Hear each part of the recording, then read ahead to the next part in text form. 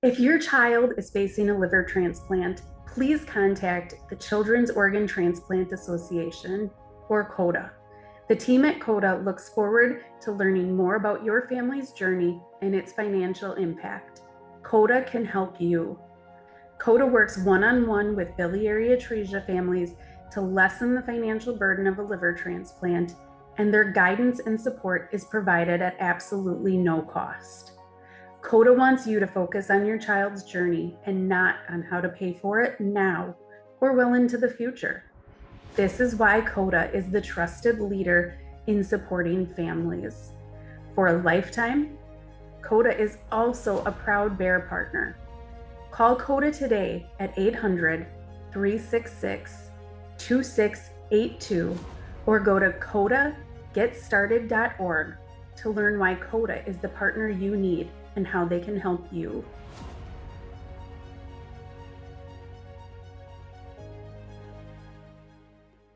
Welcome to Bear It All Coffee Talk, the podcast where we get real about biliary atresia and everything that comes with it. I'm your host, Stephanie Scrady, Vice President of Bear. Whether you're a parent, a caregiver, a medical professional, or just someone looking to learn more, this is your space to find support, information, and maybe even a little laughter along the way. Each episode, we'll dive into the realities of life with BA, sharing stories, expert insights, and honest conversations about the challenges, victories, and everything in between. So grab your coffee, get comfortable, and let's bear it all together. Because when it comes to BA, knowledge is power, community is everything, and no one should have to navigate this journey alone. Welcome back to Bear It All Coffee Talk. Today is going to be another good one. I have Brooks joining me. Thanks for joining me, Brooks. Yes, it's great to be here today. I cannot wait to dive into this episode because as an adult, having conversations with adults who have been through this journey versus kids, it gives parents so much hope as they look at their child and think, my gosh, he's an adult. He's happy. He's smiling. He's doing awesome. So let's dive in. Tell me about yourself and your story.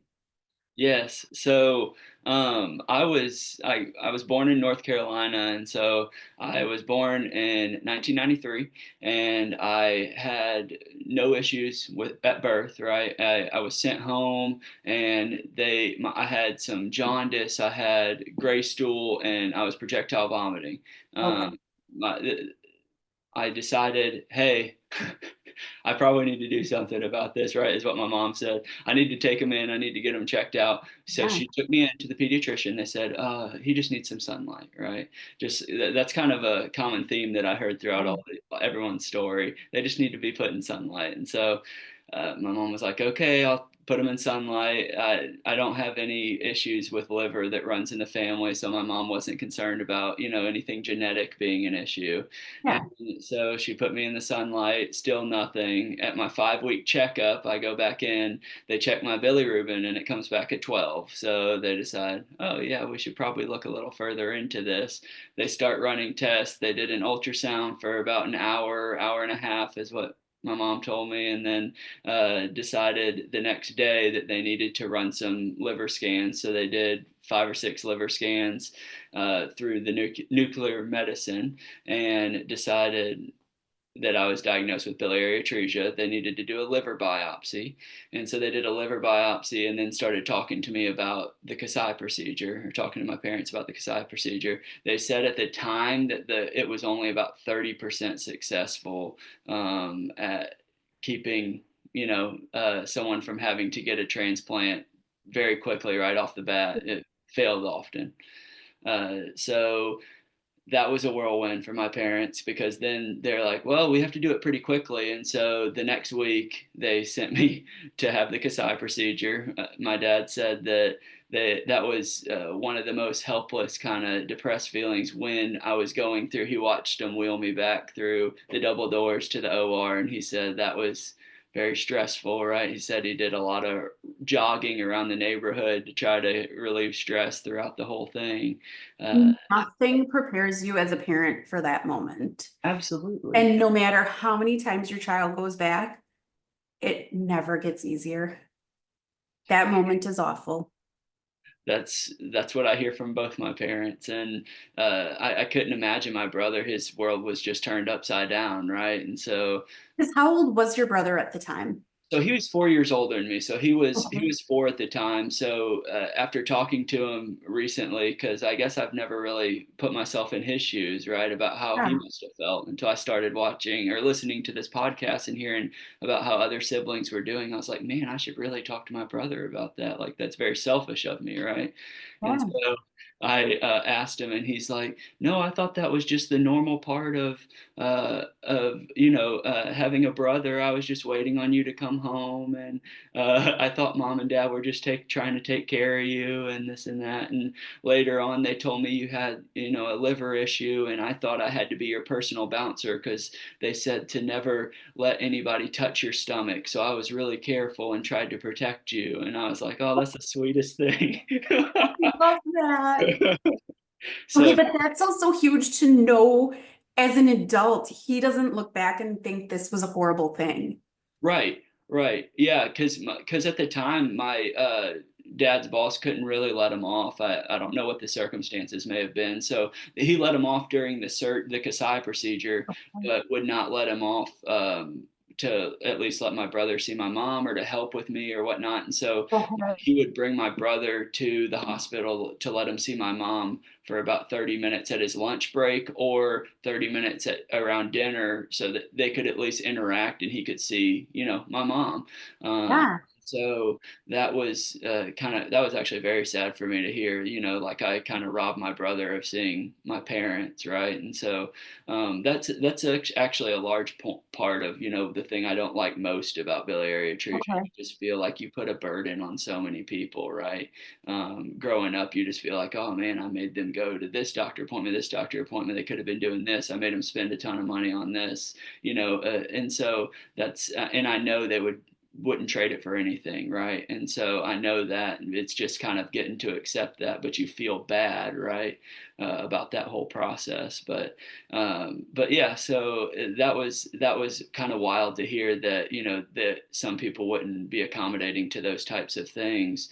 And my mom, obviously, they still had to pay the bills, so he still had to work, right? And so Totally get it.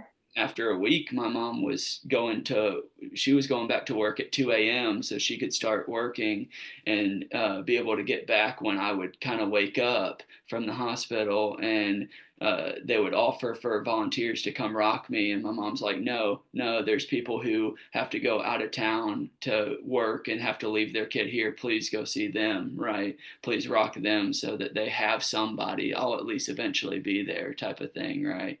And so just kind of thinking of others throughout the whole process as well, which was, good to hear, right?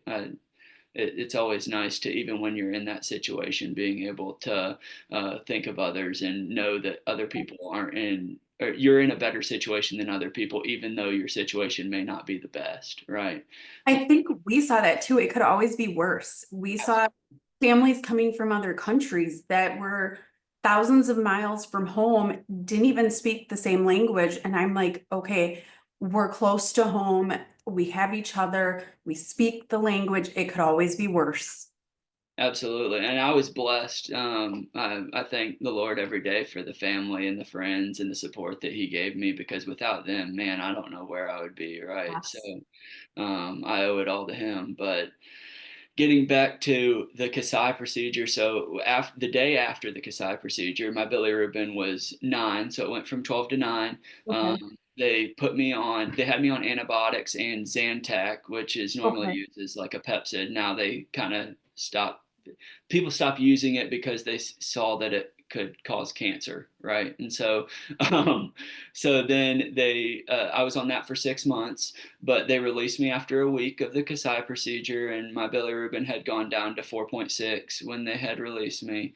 And I went home through months 2 to 6. I had 5 episodes of cholangitis that put me back in the hospital. And so at that time, they said, we need to get a port placed because you're getting antibiotics, you're getting stuck so much. So I had a port placed. Okay. And so of course, right when you get something like that, it's almost like, oh no, what's going on? What's going to come next? Right. And so Oh, they kind of prepped me, hey, a liver transplant might be incoming. Right. okay. And so luckily at that point, I stopped, I guess, getting frequent bouts of cholangitis for a little while. And at 5 years old, they decided, hey, I'm going to remove the port, right? And so that was a blessing. Yeah. They did in between that, and when I was born, I forgot to throw this in. When I was born, I was 11 pounds, and so I wasn't. A lot of the stories I'm hearing that these children were smaller, right? And so they Yeah. were like 5, 6 pounds, and so I was 11, and then I have it in my notes. At 8 months, I was 20 pounds, 12 ounces. And so that helped, I feel like, in my journey. I mean, that just helped the overall thing. And what's weird is my mom's, she's a smaller lady. She's 5'4", right? And she's not obese or anything like that. And so blessings to her, right? She reminds me every day, you were 11 pounds, you have to cut me some slack. Yeah. Holy cow, I'm 5 feet. And wow. How did she have an 11? Wow. Okay. Because Sophia was like 5 pounds, 9 ounces. Okay. She was very tiny and my tiniest baby, but wow. I know, and I'm hearing in all these stories that these children had trouble gaining weight, and so that's why I keep going back to, I had God looking over me, right? I was very blessed, not lucky, but blessed. I don't believe in luck. At first, maybe, but after I've seen everything and heard everyone's story, luck isn't Yeah. really the thing. I owe it all to the Lord, right? So, but so I did move to Tennessee when I was 10 months old, and I had a home health nurse come and flush my port and give heparin in it so that it didn't clot and things like that. And I went to my doctor in Tennessee, and they said, hey, I think it's a good idea to get on the liver transplant list. The best place right now is in Pittsburgh. And so Okay. they drove me to Pittsburgh at the time, and I got evaluated and I got put on the list. And like every parent, if you don't have to have one, you want to hold off, right? Because the longer you hold off, the bigger the child gets, the better the chance of recovery, whatever it may be, right? And so they put me on the list, but wanted to keep me inactive until they felt it was necessary, Okay. right? And so that happened, and at a year, they said, "Hey, it's probably going to be within the next year. Your liver enzyme or your bilirubin's okay, but your liver enzymes are a little bit elevated, right?" And so I was like, "Okay, well, that's fair, I guess." And they took me back to Pittsburgh, and it made it official to get on the list, and kept going to my appointments, and my spleen was enlarged from overworking because of my liver, and I pretty much got really blessed again. And from 1 year, because from 6 months to 12 months, I had 5 episodes of cholangitis. And I'm sorry, from 2 to 6 months, I had 5 episodes. So at the 1 year mark, they were just kind of monitoring me and doing Okay. testing and things like that. And I did really well up until five. Five, they took my port out, and I think I had 1 episode of cholangitis at 5, but they took my port out. And then I Do you was remember the port?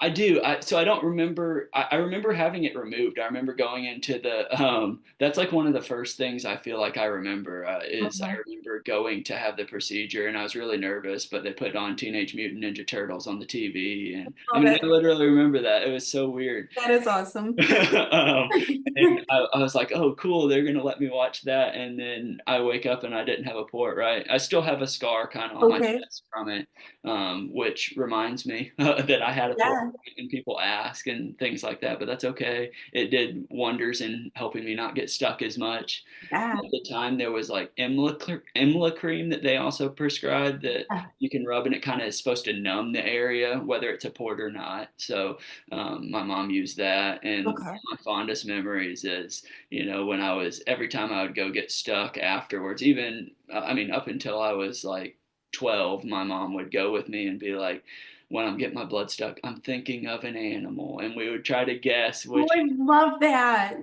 And it was just I feel like that was a core memory for me, right? Oh, I love that. And even when I got older, I was like, I'm old enough to not play this game, but I love this memory with my mom. And so Yes. that was a really special thing for me, and that was really I love that you say this because I try to do things to make like lab days and appointment days fun for Sophia. I don't want her to look back and think, oh, I had to go for labs this day or I had to do that.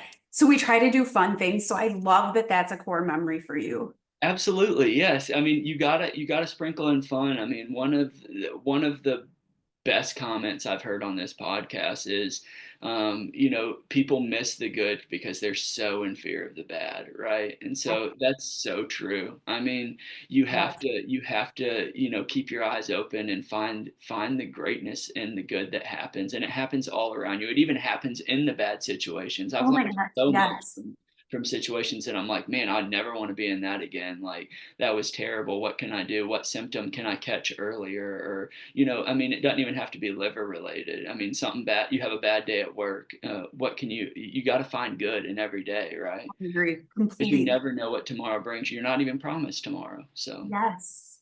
And you don't want to look back and think, I wasted so much time being stressed or anxious or afraid. You want to take time for the good. And that's so huge. very important. Yes, I have, so another thing to throw in there is now I'm a nurse practitioner, right? And so I see patients all the time that came in, and they either had a liver transplant or they have kidney disease or liver issues. Liver disease doesn't even have to be obviously biliary atresia, but they come in and they are just so down and they don't want to do anything and this and that. And I try to talk to them, and one thing that really helped me throughout life is, if I was feeling anxious, if I was feeling overwhelmed, whatever it may be, is even Googling, which I know Googling is not the best thing sometimes, but it is in this situation. You can Google Bible verses that have Okay. to do with anxiety, and it can just help you get through those times. And that's been very helpful for me in those aspects. And if you could also, if you get so down, so depressed, things like that, it's not a problem to go ask your provider for help and say, hey, I'm feeling these things, and there might be certain medications if you don't want to take another medication, because there's people like that all the time. I have my breakfast is medication. I already have too many, right? And so there's counselors, there's psychiatrists that you can just talk to people about, and that makes it so much better, right? And if that stigma on counselors so bad, there's life coaches, right? If you don't, Exactly. so that's awesome too. I think this is so awesome that you are so in touch with that, given everything you've been through, because you should be able to enjoy life. Sure. You didn't Absolutely. go through everything you have to not truly enjoy life and live every moment. Yes, and I'll kind of touch on it later, but I feel like I was put. Everyone's like, oh, why was I put on this earth? What's the reason? What's the reasoning behind Yeah. it? And I feel like as I grew older and older, I feel like I just got to the point where it's like I feel like God put me on this earth to be able to spread the word of Him to patients, but also to care for patients because I've been on that other side, right? And that's Yes. been huge for me. And no, there's so many people that don't know, they don't know the reason, and they don't know this and don't know that. And I would have never guessed when I was a kid. All I cared about was sports and this and that. Okay. All of a sudden, I would have never guessed that this would have been the path, but I'm so blessed that it was.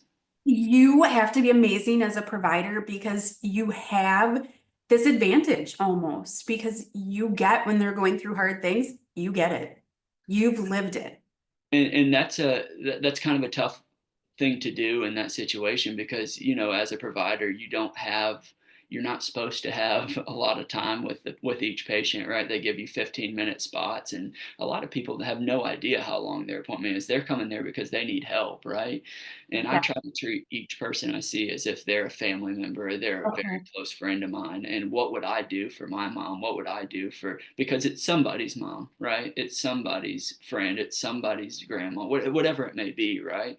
And so that's very important to me. And I feel like I try to connect to them as if it were me as well. I've been in your shoes. I know this must be terrifying. I know you must be scared of this. And so I try to explain it to them the best that I can, and try to say, it's going to be okay. Or, hey, I try to be honest with them too. Hey, this is going to be really tough. This is not going to be the easiest thing you do, but you can do it, right? You have the support, you have this person, you have that. I can try to help you get into groups or get you into whatever it may be to get you into that scenario. So that's awesome too, to be able to help and give guidance in that aspect too. Well, and the honesty is huge because I would rather you say to me as a provider, this is going to be hard, but you can do it. Then, you know what, you can do this. This is no big deal. Yeah, and so many people feel, they tell me, oh man, the last person I saw, they kind of just brushed me off. They didn't listen, right? They didn't listen to all my complaints. And it's because, you don't, there's so many things it's a checklist. You have to make sure you talk about this, and this, and Yep. you might not have time to talk about the other things. But for some people, if people are going through a hard time, it's a new diagnosis. I mean, it could be something as simple as high blood pressure, which millions of people have, right? Yeah. That could be a big deal to some people. Yep. And so just sitting down and talking to them about ways they can change lifestyle, ways they can Yeah. change this and that, eating habits, exercise, things like that can play a huge role in things, right? Exactly. And it's scary to some people. Some people, I mean, even when their lab's off by point one, it might be an insignificant lab, but I saw red on that lab, right? And so I get it. That's fair. I mean, Oh that my gosh, you I don't want get something to that. be wrong. I said like, and hearing the word trending, like when they talk about, well, we'll watch the trends. I'm like, I hate that word. I hate that Yeah. word so much. I don't want to watch the trends. I want to know, like, right now, are we going to go up? Are we going to go down? Do we need a biopsy? Are we good? Are we gonna fix this? Yeah. Yes. That's I fair. I said the one time to Sophia's nurse practitioner, I'm like, I was never like so much on perfect test numbers as I am now. Like, I want good numbers. I don't want to see any red. I don't want to see the arrows. Like, we just want to be good. Absolutely. It turns you into a little bit of having a little OCD, right? And so Yes. I want everything perfect and lined up, right? I And love this. sadly, that's not Yes. what life gives us, right? So Yes. we battle through that. I would love this is going to sound so bad. I would love when I get the My Chart notification that labs are there to have my vitals monitored when I get that notification because I cannot even imagine what my vitals are. Blood pressure's 200 over Yes. 150 or It something. is like my heart rate, everything. Oh my God, I would love to know. Yeah, that's fair. Well, and so, but then I was good from 5 years old, hopping all the way to 17. And so that's what I'm saying. I was blessed. So I did go to my doctor's appointments, Okay. right? I was going I think at first it was every 3, and then it went to every 6 months pretty quickly. And then Okay. after a while, it got to the point where, hey, you're doing pretty well. I can see you every year, right? And so I was like, wow, that's awesome. Okay. Yeah.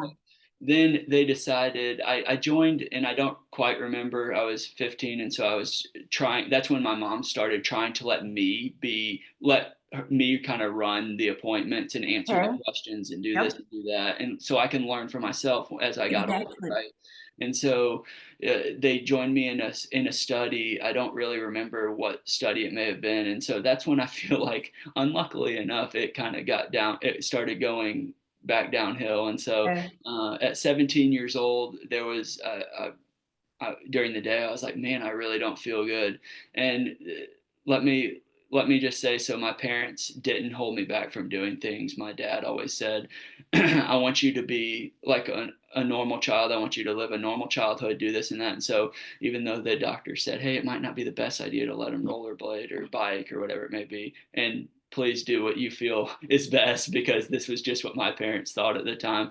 But I want to let them do those things. And so growing up, I played baseball. I played travel baseball. I mean, I played Awesome. soccer. I played in the neighbor. I played tackle football in the neighborhood. I Okay. mean, things like that. Now, when I played, there was this thing at the time, and there might be something different now. That was a spleen guard, and so you could wear the spleen guard, right? And so I would Yep. wear that. So, and I went through a couple because they would crack. I mean, when you're getting hit by pitches, as you grow Yeah. older, I mean, the pitches obviously start getting faster. So you're facing 80, 90 mile per hour fastballs, and obviously that hitting you in that area, Yeah. right? Or if you're sliding and just so happens to hit you right there, crack. And so, but wearing that kind of stuff, I did do that. I wasn't just completely negligent of the situation, but they let me do those type of things. And so my whole life was sports. That's all I cared about. I Okay. wanted to go to school to play sports, wanted to be a professional athlete, right? Didn't Okay. really I had good grades because I'd get in trouble if I got B's, right? But I didn't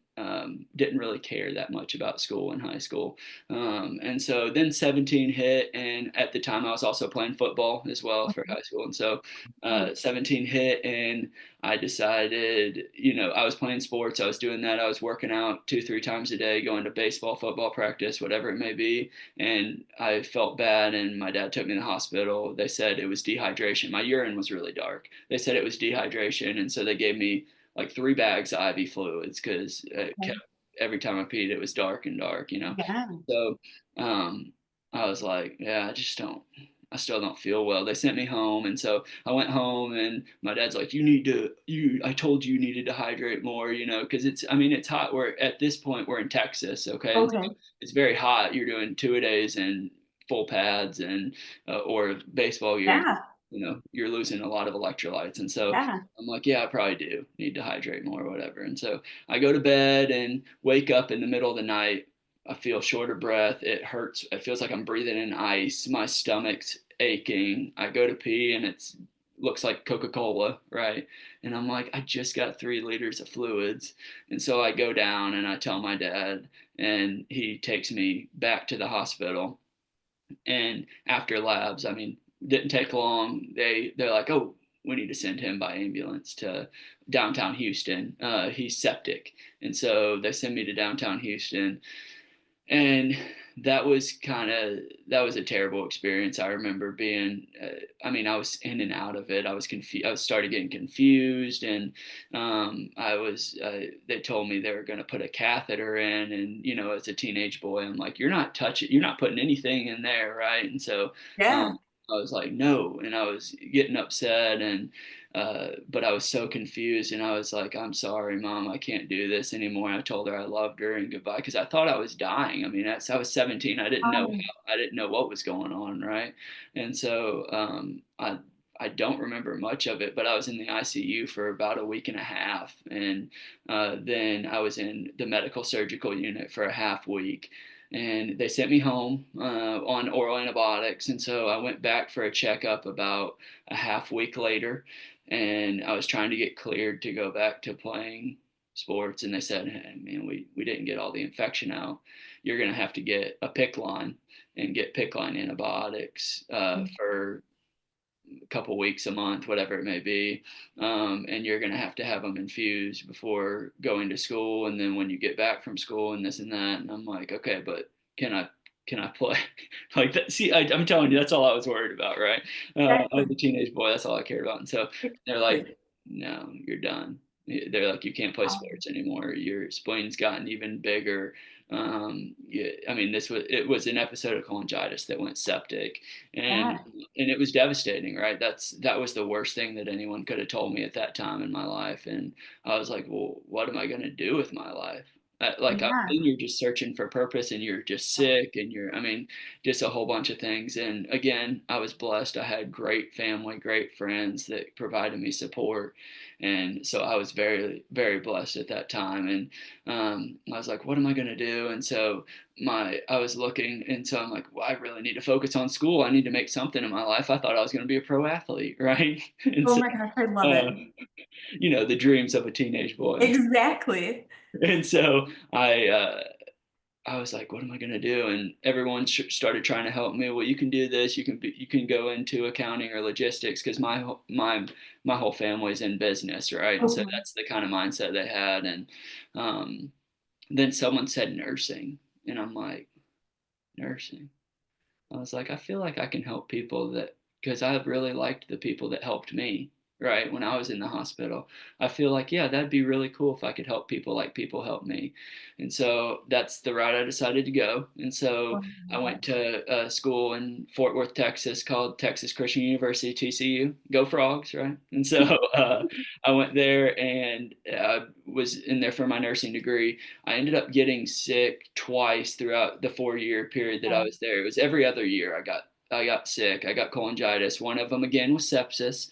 Okay. So at the time, I actually had a pediatrics teacher who was like, "I need you to take this test, and you're in the hospital." And I'm like, "Okay," just not really understanding. And I'm like, "Okay." She goes, "I have a lot of students that drink too much and end up in the hospital from that." And I promise you that's not what this is. But so I took the test the day after to just kind of prove a point. Again, growing up with biliary atresia, you want to be normal, right? And so my whole life, I kind of have tried to get to the point where I'm able to live a normal life and no one knows that I have biliary atresia. I don't want anyone to be able to tell. I don't want any special treatment. I want to be treated just like everyone else. And so, yeah, to prove my point, I'll take the test the day I get out, right? And so I'll do what you ask me. I'll do whatever it takes. And so I just want to be just like everyone else. And so I took the That test. drive is incredible, though. Well, and that's kind of the thing you learn through going through this process. There's never going to be anything harder than when you're sick, when you're feeling like that. You're never going to hit a harder roadblock. So nothing that God puts in your way, you won't be able to overcome. So taking it to Yes. us easy. I'll do it. Not a problem. Right? That's much better than being in the hospital. And even when my kids get a virus, a cold, Sophia does the best. Everyone's like, oh, is it so hard because she's post-transplant? No, she does the best with it. She complains the least. She hydrates herself. She gets her rest. She knows what she needs to do. It's my other kids that I'm like, okay, you guys, it's a cold. Let's calm ourselves down. Nobody's dying. It is a cold. We're fine. And that's huge.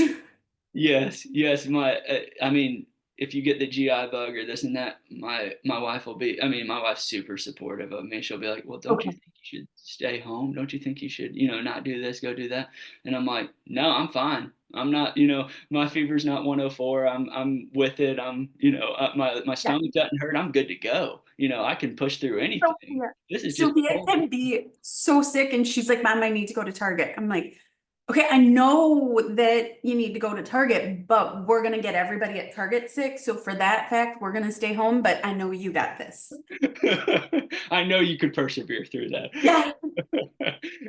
And one thing I will say is everyone's always like, "Man, I'm so sorry." My mom's like, "If I could take this pain for you, I would. I would do this." And everyone always says that, and my family, and I'm like, "No, I would much rather be me that takes on all this than y'all." And so that's one of the things I hear is all these parents coming on this podcast saying, "I have so much guilt for this and that. I just want, I'd trade it for myself." And it's like, we would do the same for y'all. Like I would never ever let anyone in my family endure some of this, and I would much rather be the person that does it. And so that's big for me, and that's kind of something that up until recently, actually, I held in kind of my thoughts and feelings about it all, and I because you don't want to put a burden on anyone else, right? And so eventually, I realized it's actually harder on other people if you don't tell them your feelings because they need to be able to feel better too, and they need to be able to have closure in whatever it may be, or know how you're feeling, so they can be their way of helping might be to be able to talk to you, and if they don't know how you feel or do anything, then how would they, right? And so that's been a big thing for me because for such a long time I'm like, no, I just deal with it internally. I'll be fine. I've been through it this far, and you need to. It's important to talk about it and to let those that you're close with. And I'm not saying go tell the world, everyone, and you're not looking for a pity party every time you do it. That's kind of what I felt like. Oh, I don't want people to feel bad for me. Like I got. it's just it's important for people to, especially close to you, family, friends, wife, whoever it may be, to be able to help you in those times, be able to talk through certain things. And it's not a bad thing. That's their way of helping. They feel better doing so, is what I've I been told. totally agree. Yes. People want to do whatever they can, and that's huge. I completely agree. Absolutely. Well, and so then after college, I worked as a nurse for a couple years, and that was a great experience. I felt like, I could help people, and I worked in a med surg unit, and also it was a oncology unit as well. So you saw a lot of people who were just diagnosed with cancer or getting chemo or whoever it may be. And so I worked there for about 2 years, and then did a travel nurse position in Winston-Salem, North Carolina. And I was I I did it without talking to my mom about what hospital I was going to accept to work at first. So I call my mom and I say, "Hey, I got accepted to so and so hospital, right?" And she goes, "That's the hospital you were born in." And it was just a full circle moment for me. I Wow. was like, wow. I knew That, I was born in Winston-Salem, but I had no idea, what hospital I yeah. was born in, I guess. I mean, I guess I should have, but at the time I mean, I'd never been back. I only lived there till I was 10 months old, so never really knew much about it. And so I was just kind of going back so I could get a better feel of, where I was from. And at the time, my girlfriend there was a travel nurse there as well. And so I went there, and it was awesome to be able to work in a place that I was born, and you feel like you could go back to that place and Yeah. try to help people in that place like you were helped. And so I worked there in a medical surgical unit and a surgical oncology unit and a limb preservation and renal unit. So you kind of just hop around, just helping whoever you can because you're a travel nurse, right? And at that time, I was like, I think I can help people more. And so I went to be a nurse practitioner. And so when I went to school, I went to Clemson for school, and that's where my dad went. So I made him really happy. Um, and because my brother went to Tennessee where my mom went. And so my dad was like, I wanted one of my sons to go to Clemson. So I finally did it. And so I went to Clemson and did family nurse practitioner there. While I was there, it was about it, it got to every 6 months where I was getting sick, an episode of cholangitis in the hospital. And after I graduated, I'm glad I went to nurse practitioner Okay. because their COVID ramped up right when I graduated, right? And so COVID was, I wouldn't have wanted to work in the hospital while COVID was going on with my immune system and getting sick so often Yeah. and this and that. And so I found a practice to work at in Tennessee. I moved back to Tennessee because my parents had gone there to pre-retirement, but in the hopes to retire there, right? Because my Okay. mom's from there. And so I moved back to Tennessee, found a liver doctor, and so I almost said where. I apologize. Found a Fine. liver doctor, Fine. and I decided to get on the liver transplant list, but Okay. become inactive again, just kind of Okay. like the Pittsburgh situation, Yep. and then I kept getting sick every 6 months, but being a nurse practitioner, I was able to try to catch symptoms early and get someone that I work with to either call in antibiotics for me to catch it early or give me like Rocephin shots to try to get the bacteria out. And so Okay. I was trying to be hyper vigilant and know my body and know, hey, this is what it feels like. But it's so crazy because you don't want to be like, I have a stomach ache. Is this it? That's the big thing. It's like, well, you have no idea. And my mom was telling me there were so many scares of like, you had a fever of this. And so I went to the pediatrician and they said to go to the hospital because no one knows if it's going to be cholangitis or what. I mean, everyone's always worried, well, what if it's liver? And you go downhill so quickly. I mean, you never know. Like I go to bed now, there's times where I go to bed and I wake up and I look at my urine, it's super dark. I have a fever and it's a cholangitis episode. There's no way I could have caught it, right? And so that's just so frustrating not being able to catch it sometimes. But I've tried lately to be more in tune with my body and catch it. And so there's been a couple instances where I stayed out of the hospital, but I had another bad episode I think it was April. Last April, I got married in March of last year, and last I actually went in the hospital a week before my wedding and was like, I need to get out. I need to get out. I'm getting married. Like I have to be able to make it. And so I think I might have rushed them and they didn't complete the antibiotic course that they should have there. Because then in April I got sick again. Of course, right before the honeymoon, because we did a delayed honeymoon, and so right before the honeymoon I got sick, and it was sepsis. And they're like, "Okay, you need to become active on the list." And I'm like, well, I got a honeymoon coming up, and I'm in the middle of trying to buy a house, and and this and that. And so I'm like, can I see how I do and reconvene at the end of the summer? I'm just trying to prolong this thing because I'm terrified of having a liver transplant. I'm not going to lie. I mean, it's terrifying, the thought of, being on the table, and I know knowing all the things that could go wrong. Not that they would, because I trust in the doctors, right? But But knowing all. you still have all this knowledge, which almost makes it so much harder. Absolutely. Yeah. And that's one thing about, everyone's like, well, being an MP, it's better. And it's like, kinda. I mean, you know how to advocate for yourself because you advocate for other people, and you know the treatment plans. There's been so many times where I've gone into like a hospital and they're like, well, what should we do? Like, and I'm like, oh man. I'm like, I would do antibiotics and give me some fluids at least to start, and draw cultures and get my liver enzymes and this and that. And it's like, because a lot of doctors don't know. Like when I was in South Carolina, there was a lot that were like, I've never ran into a biliary atresia patient, and I'm like, okay, Yeah, well, here we go. Um, I'll be the first. And so, exactly.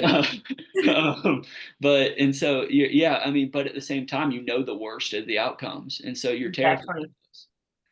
So Yep. that part's hard, being a nurse practitioner. Another part is seeing other patients that you see not take care of yourself, and that you're working out. And I mean, I get up every morning at 3:30 to go to the gym, so I'm able to work out and get in a good exercise so I can stay in shape, stay healthy, and not add on fat, which adds pressure to the liver and this and that. So I try that. I don't smoke. I take my meds that I'm supposed to. I go to my follow-ups, get MRIs, get ultrasounds, whatever it may be. I mean, and still, what else can I do? Nothing. It's Exactly. it's inevitable. So, but yeah, so at 18 they told me I had cirrhosis as well, and that's when I started getting even more frequent scans and Okay. things like that. But that's kind of what led me to be a nurse practitioner and try to help others. So currently, actually 2 weeks ago, I messaged them and they're applying for exception points. My meld score doesn't meet the criteria, but they wanted me to become active, so I applied for exception points. And right now it's in that little hurry up and wait type stage where I'm waiting on the exception points to see if they're going to get approved or not. They meet on Wednesdays, and so hopefully this coming Wednesday they're meeting and either approve it or not. And I'm fine with either choice. I Okay. believe, I think God has a plan, and I trust His plan. And I think that if it gets approved, then that was His plan, and if it doesn't, then that was His plan as well. And I will take the punches as they come, and when the time comes, I'm ready. But I'm happy that I went ahead and went through the process of getting on the list, because I could not imagine going through all that when you're so sick. There's so many things. Oh my gosh, yes. As a parent, you're watching your child dying in front of your eyes, and you want to mentally process that and deal with that. But at the same time, you're dealing with the transplant aspect and going through the workup and the appointments and all the things. And then, like for Sophia, she was on 21 medications at the time. And so you're pushing medications and you're trying to get your child to gain weight. And it's so many things. And so the way that you've done it is incredible. Yeah, and again, I mean, you just run into certain scenarios where you're like, this this is not luck, this is not coincidence. Like, this is God putting you in the right place at the right time. And I mean, it's things like in your story about meeting the person at McDonald's that said, oh, Sophia's going to be okay, right? It's going to be okay. And Yes. in other cases, other stories where they find early cancer in someone who might Yes. be donor.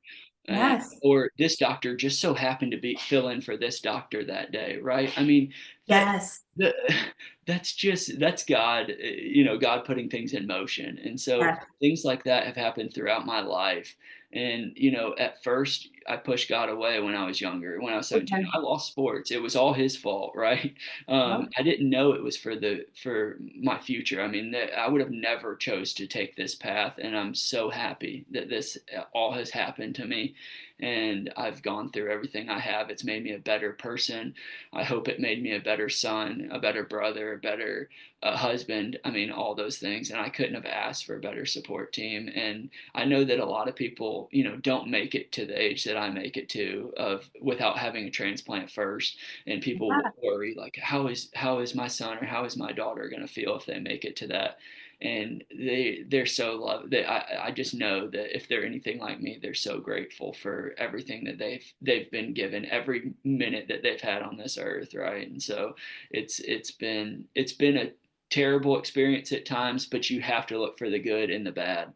So it's been a blessing to have the people I have in my corner. I wouldn't have chosen anyone else. So And I think that's huge. And just talking to you and getting to know you, you are the person you are because of your family, and you have got an incredible family. And yeah, says so much. I can't thank them enough for how much they've done for me, how much they've been there for me, how much my wife has, stepped in and helped me as well. I mean, just everyone, my friends call me, check on me. They pray for me. My brother constantly praying for me. My brother showed me, Bear in general. He's like, you got to check out this podcast. He told I me love it. years, and I was like, yeah, okay, I will. And I listened to it on the way to work, and I'm Oh, like, I love I got to get on this thing. it. Well, and going back to you being terrified about a transplant, to be able to say that is huge. It's not like you're going in for something simple. It's a big thing. But per Sophia, it is easier to have a liver transplant than lose teeth. So I know you've got this. Oh, wow, that's Yes. a that's a great statement. Okay, that makes me feel a lot better. Thank you, Sophia, if you're listening. And yeah, I mean, it's harder being a nurse practitioner knowing what all can happen, right? But also, it's almost like they try to scare you when you're going into this. And I know it's to try to when you go through the liver transplant, they give you all these forms, 10-year survival rate. What can happen? You might be on this many meds. You're going to be out of work for this long. That's another thing, that I'll kind of hit on after this is, work while going through all this, right? And so they try to scare you about things, and then, no, being who I am, what if I die on the table? Well, there's not a high percent chance. Well, I want to have a family, and so I want my kid to know me. I don't want to leave my wife with a kid, right? And so I want to be there for my kid. What 10-year survival rate after transplant and things like that. I mean, you just have to develop your faith and do the best that you can. And that's it took me, and you're not going to come up with that right away. It took me until literally a couple months ago to realize Oh God, yeah. all this stuff and it's all coming together. And you just have to trust that the right things are going to happen, the right things are going to be put in place, and you can't worry about every little thing. You worry about the controllable, and you don't worry about the uncontrollable. And that's the hardest thing. Being human is that. Um, Yes, totally agree. so Totally agree. That was even before you get chemo. They go through, these are the medications you're getting. This is everything that can happen. If you're okay with this, sign here. And I'm like, I don't want to sign here. yeah, I don't I'm want not to. okay with this. And I felt experienced because I've signed all the transplant things and heard all the side effects.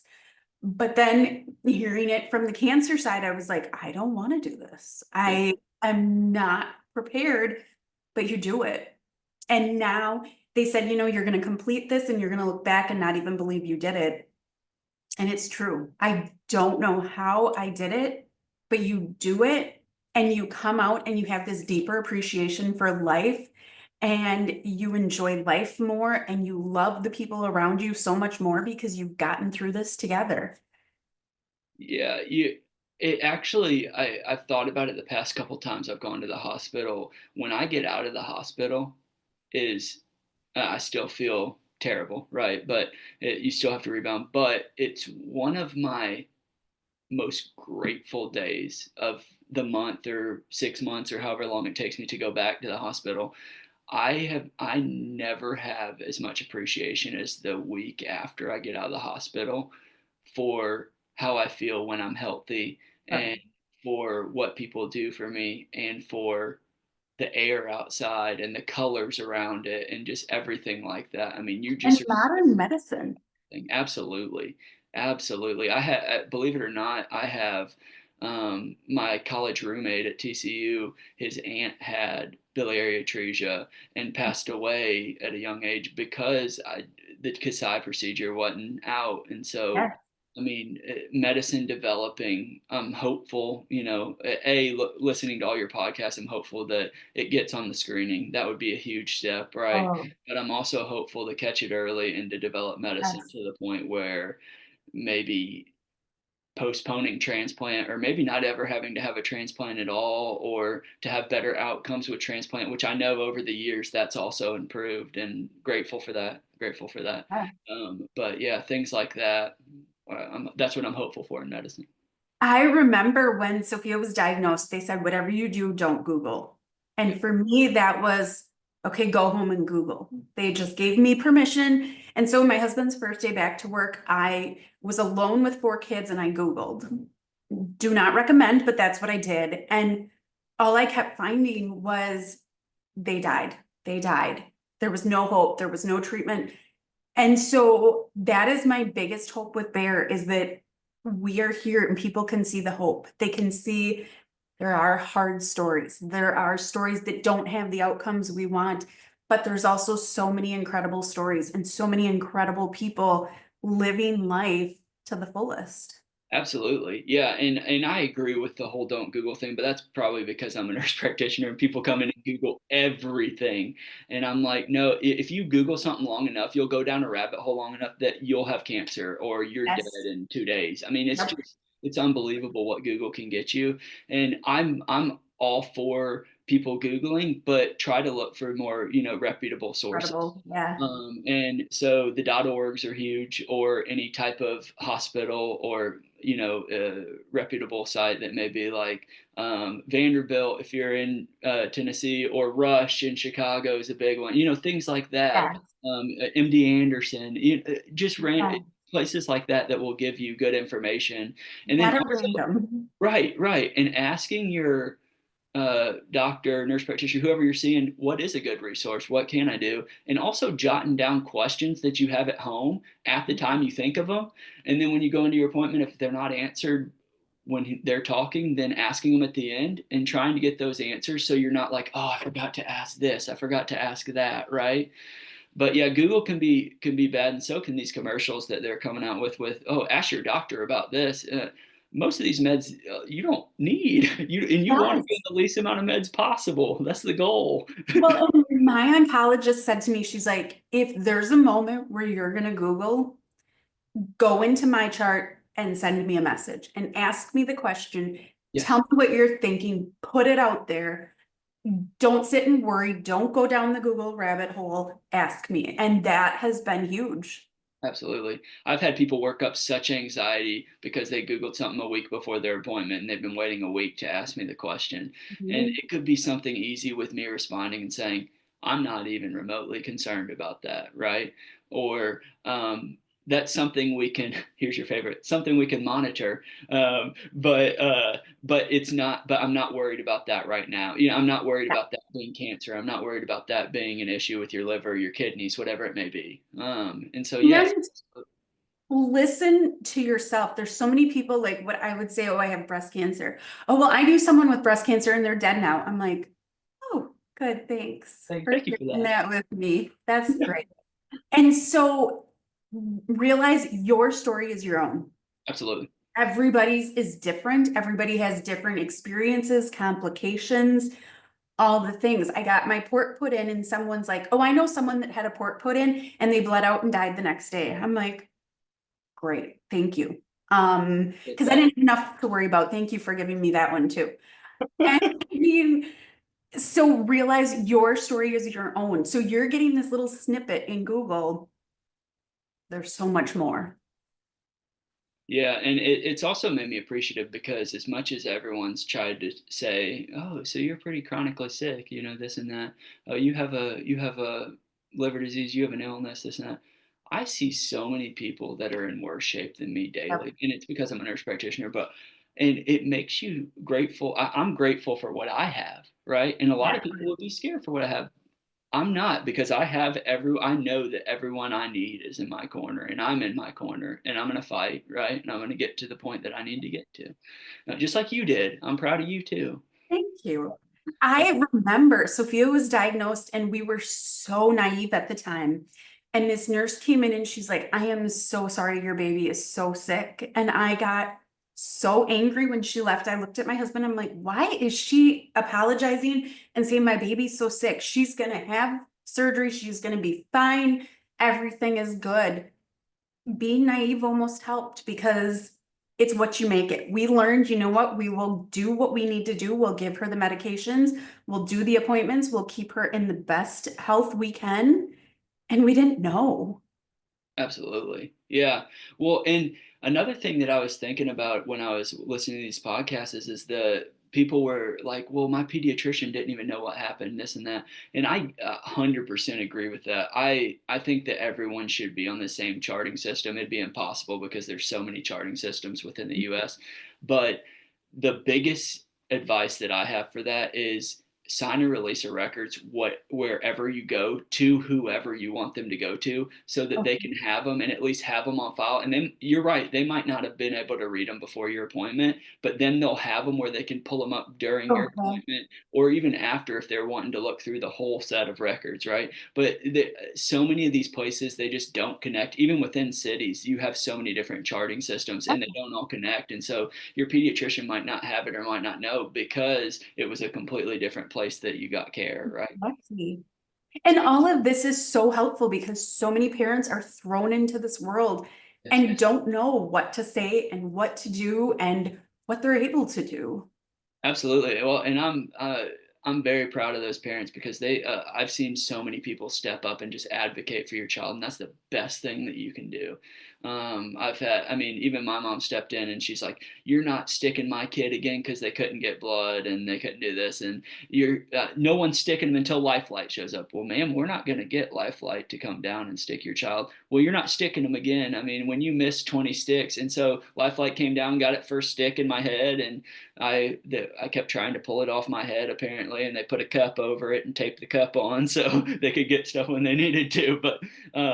But yeah, I mean, just advocating for your child that not only that situation, but I mean, that's tough, and parents step up and do it without question. And so I know all these people are scared and feel like I'm not doing anything. You're doing the most. That everything that Yes. these parents are doing is so amazing. You're losing sleep over your kids. You're caring Yeah. for them. That's all a kid could ask for. When we grow up, we're so thankful that you did that. We're not like, oh, you could have done more. Well, I can't believe you didn't do this. Like, you're the best. We appreciate you for coming from everyone who's grown up with supportive parents and people that advocate for them. That's awesome. Well, and I think it's huge when your parents turned it over to you and said, okay, you're going to run the appointments, you're going to answer the questions, because we have to teach our kids how to do it. For so long, they've watched us handle it. Right, right. And then eventually, the worst part was when they handed over, oh, you're calling the insurance back. Talk about that claim. Oh. I'm like, oh man, I was like, okay. And then realized you're on the phone with insurance companies for hours sometimes trying to argue about this stuff. And Uh, you feel like you're chasing your tail because it's like, yes. oh my God. Hey. Absolutely. Well, and then, working with working with biliary atresia, it's been fine. I mean, Okay. I I overdo it, and again going back to nothing's wrong with me. I want to be treated like everyone else. I'll go back the day after I get out of the hospital just to. I mean, I'm like the doctor's like you should probably not go home for 3 to 5 or not go to work for 3 to 5 days, and I'm like, can you write that note to clear me to go back tomorrow? And they're like, are you I sure? am the queen of this, so I get this.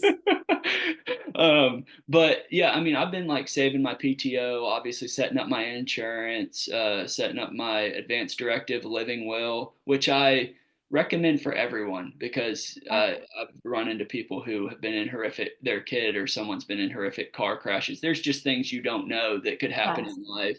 And Yeah. then you want to know what that person's wishes would be financially and medically, right? And so Yeah. when they're old enough, I do recommend that. But been setting that kind of stuff up, just trying to be, again, control what you can control. Set up a plan for, hey, if they call me with this transplant, what am I going to do with my dog? What am I going to have my bag packed? What's going to be the plan on where I stay? Things like that. And so that's all been helpful. And then being forthcoming. If you want, that's kind of personal preference to your job. I plan on telling them if I do get accepted, on Okay. the liver transplant list, to be active, just to give them a heads up. Hey, I'll probably be out for 6 months from the liver transplant. Yeah. And that's another thing is, having short-term or long-term disability and having PTO and knowing, hey, you're not going to get paid during this time, right? This 6 month period potentially. And me being in the medical field, I can't go back in 3 months. It has to be six because I'm going to be so immunocompromised. Oh my gosh, yeah. Well, I remember Sophia was diagnosed. We were local and had to travel to the hospital. And my husband's like, this was a Friday. He's like, I should probably call my boss and tell him I won't be in Monday. I'll be in Tuesday. And I'm like, okay, that sounds good. We were so naive. There was no way he was going to work Tuesday because she was having her Kasai, but you don't know. Yeah. Absolutely. I mean, you just have no idea. I mean, and employers, which I understand, I mean, it's a business, they still have to run their business, right? And so Exactly. they want to know, but sometimes you can't give it. It's an emergency. I mean, that is Yeah, the definition of an emergency situation. exactly. If your kid is having a procedure or if you're having a procedure, there's not much you can do. It's like, well, do you want me here in 5 years to be able to work or not? Exactly. Because if I don't have this Yes, liver transplant, I might be in trouble down the road, right? exactly. Oh my gosh. Um, This has been so incredible seeing not only from the adult perspective, but talking with you about the process of potentially being active on the list. That is huge. And I truly hope that you'll continue to keep us posted and come back and share because this is an incredible perspective. Yes. Well, and hearing everyone's story also helps, right? You're not alone. Yes. And even hearing your story, I mean, that's an amazing story, and it's something you overcome, and it's something that your family, well, obviously stood by you as well. And it doesn't matter if it's biliary atresia or what you're going through. Family and support is going to be the best thing for you. And I'm just proud of everyone for kind of going through the life, whatever life they're given, because not nobody has an easy life. Everyone's given hardships.